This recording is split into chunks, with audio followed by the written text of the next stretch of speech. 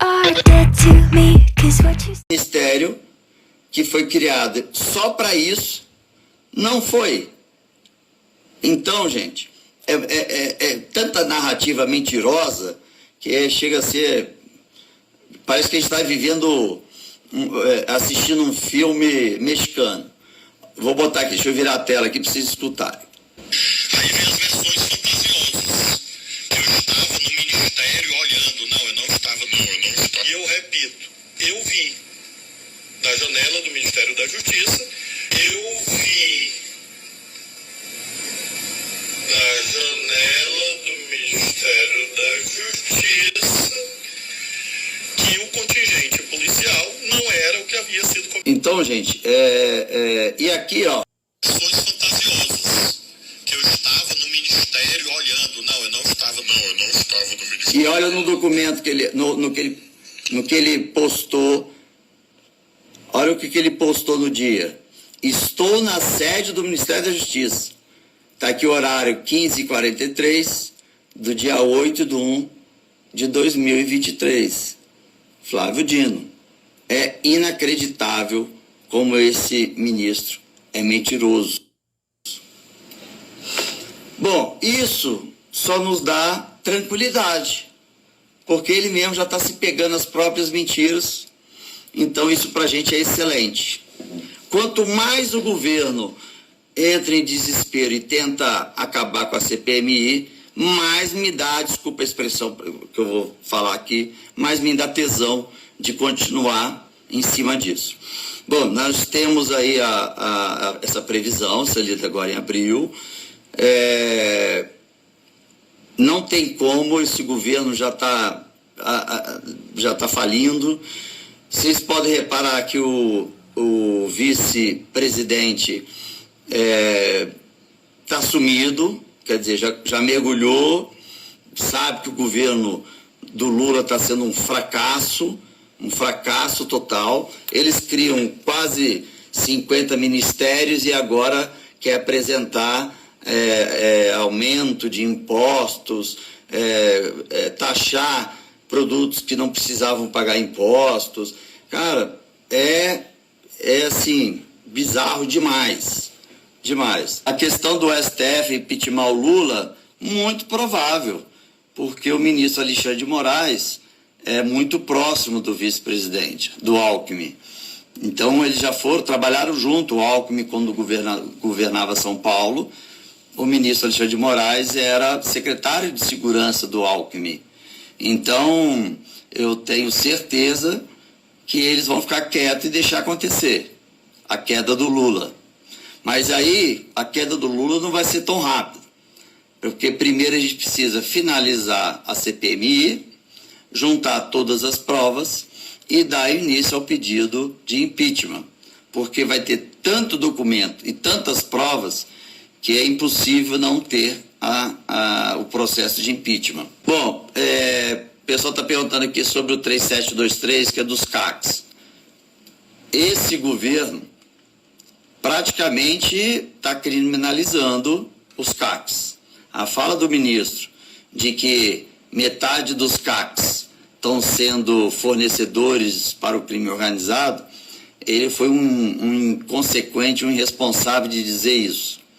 Então, temporariamente, é melhor não pautar o 3723, que se pautar, vai cair. Caindo, não tem como apresentar de novo. Então, é melhor ver na CPMI o cenário que está se formando, porque aí muito partido que hoje é a base do governo não tem jeito, vai picar a mula, porque, pessoal, aqui não tem essa honestidade, o fio do bigode, né? Deu a palavra, vai continuar. Não.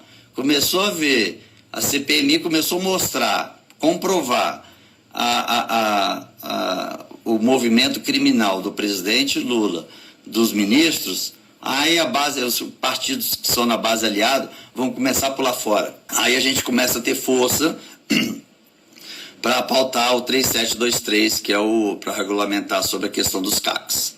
Gente, o que é interessantíssimo, que quando eu estou na rua, eu estou sendo abordado até de gente de esquerda que está arrependido de ter votado no Lula.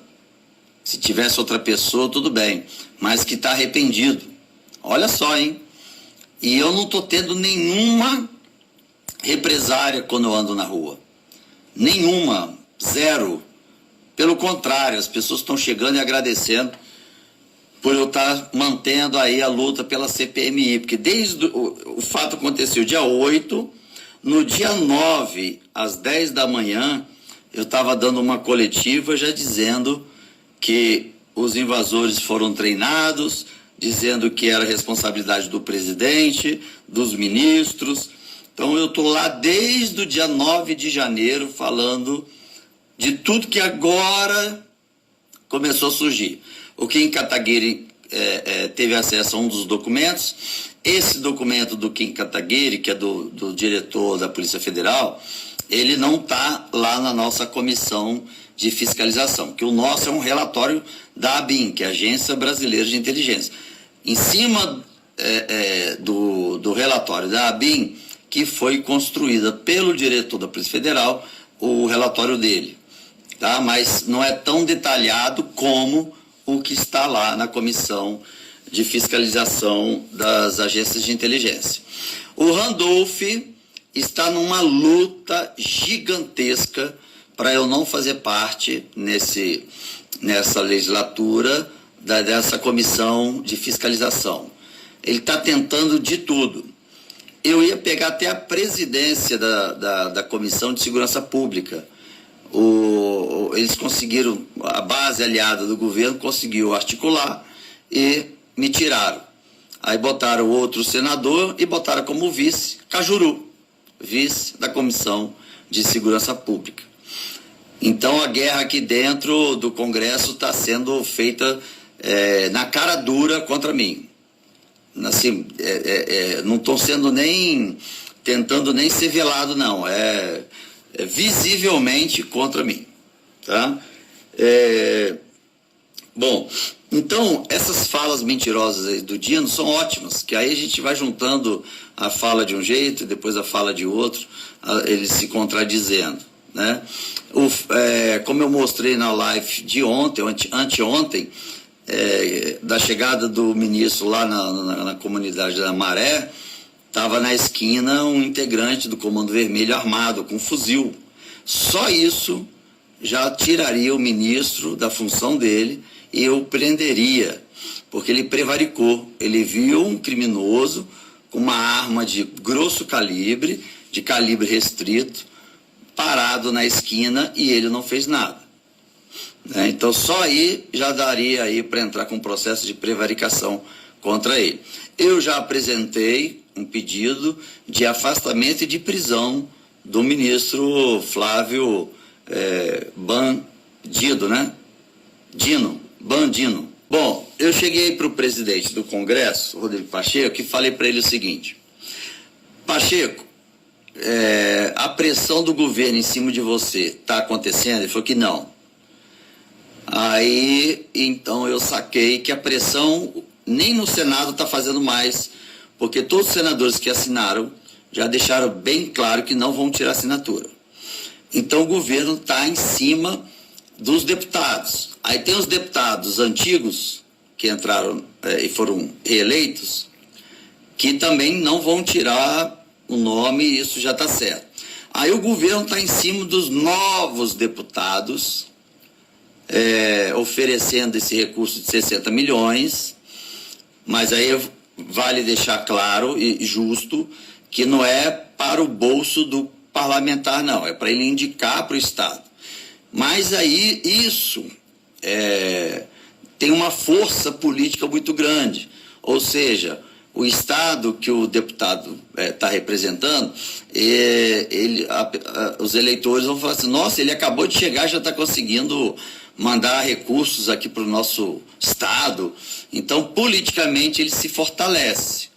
Mas mesmo esses deputados que entraram agora, vale aqui o meu agradecimento, e não estão aceitando. Então, quem saiu, saiu. Duvido que apareça mais alguém tirando o nome da lista. Até se tirar, Não há problema porque tem mais assinatura do que o suficiente. Então, quanto a isso, nós estamos tranquilos, seguros, tá? O Congresso vai ter que se reunir esse mês, porque tem várias medidas provisórias, inclusive até da época do presidente Bolsonaro, que vão vencer. Medidas provisórias na hierarquia, como se fosse uma lei dada ali de acanetada, e depois o Congresso avalia ou reavalia para ver se mantém ou não. Então, tem muitas MPs, medidas provisórias, que vão vencer agora em abril. Então, o Congresso ele vai ter que fazer sessão do Congresso por conta das medidas provisórias. E é óbvio que nós estamos em mais de 200, juntando senadores e deputados, que nós vamos ficar ali atrás da mesa, no ouvido do Pacheco, para ele fazer a leitura do relatório. Né? Você imagina aí 200 parlamentares em cima dele ali, pressionando para ele fazer a leitura. Ele já disse que vai fazer, ele é de cumprir a palavra, isso eu tenho que colocar aqui, ele é de cumprir a palavra. Então, como ele me disse que vai ler, eu não tenho dúvida que vai ser lido. Tá? Bom, eu até soube que o cancelamento da viagem do Lula para a China foi para ele ficar aqui, para não perder a força de articulação para brecar a CPMI. Então, gente, é tão descarado a preocupação dele com a CPMI que mais fortalece a gente seguir em frente. Tá? E fazer justiça, não é por conta de questões ideológicas, não, gente. Questões técnicas mesmo. Deixar acontecer para fazer o uso político disso, ver as pessoas que depois foram presas, idosos, crianças foram presos após a destruição. Claramente são pessoas que não tinham nem condições de sei lá, levantar uma pedra e querer jogar. Claramente visto o pouco efetivo, inclusive o vídeo que o presidente não quer que tenhamos acesso, mas eu tive, mostra a guarda presidencial indo para os fundos do Palácio do Planalto e tirando os equipamentos. Durante isso, enquanto estavam sendo ali o pessoal já destruindo. Cabe aqui também esclarecer que os bolsonaristas que entraram não quebraram, apenas ficaram filmando e comemorando. Os que quebraram foram os extremistas, que a direita repudia. Esses extremistas, sim, eles, tanto eu quanto todos vocês que são de direita ou de centro, nós estamos sendo coerentes e estamos querendo que realmente esses paguem. Né? Mas a maioria já está dentro de um regime fechado. Esses vão pagar, não vai ter jeito. Né? E eu jamais farei qualquer movimento para tirá-los. Agora, os bolsonaristas, a direita conservadora que estava lá fora, aí a gente tem que fazer a justiça, né, e ser justo. E quando eu fui naquele dia lá no Galpão, infelizmente eu fui o primeiro e único parlamentar em ter entrado, enfim, então aquilo ali abalou, sabe?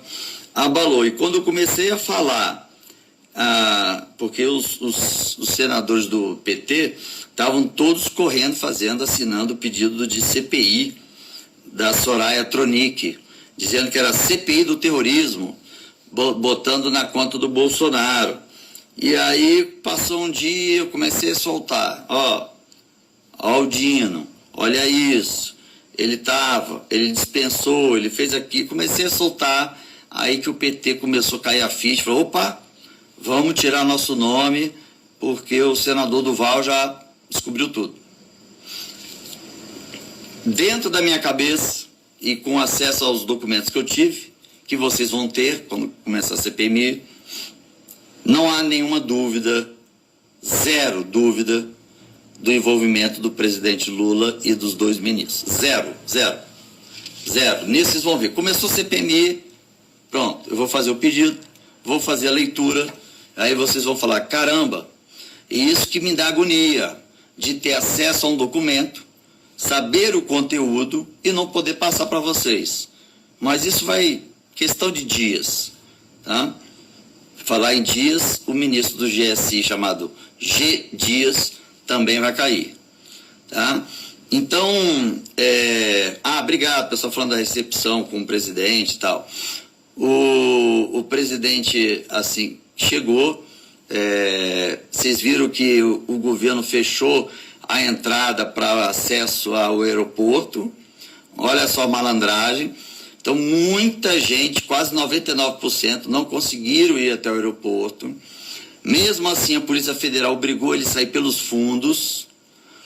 E o local onde seria feito a recepção do pessoal do partido, PL, e os aliados, assim como eu e outros, era no partido, o endereço do partido, que não foi divulgado, porque todo mundo ia recebê-lo no aeroporto até então. Então, ali do partido não tinha sido divulgado, mas mesmo assim, teve ali um número bem expressivo da turma da direita comemorando aí a chegada do presidente. Ele, quando me viu, ele tomou até um susto de eu estar ali e bem carismático, veio até mim, abraçou, e eu até disse, vocês viram o vídeo aí, eu disse, todo mundo estava achando que eu estava traindo ele, e ele já sabia que não era isso, né? Mas ele até disse, estamos juntos dizendo eu e ele, né? Estávamos juntos pela verdade, né?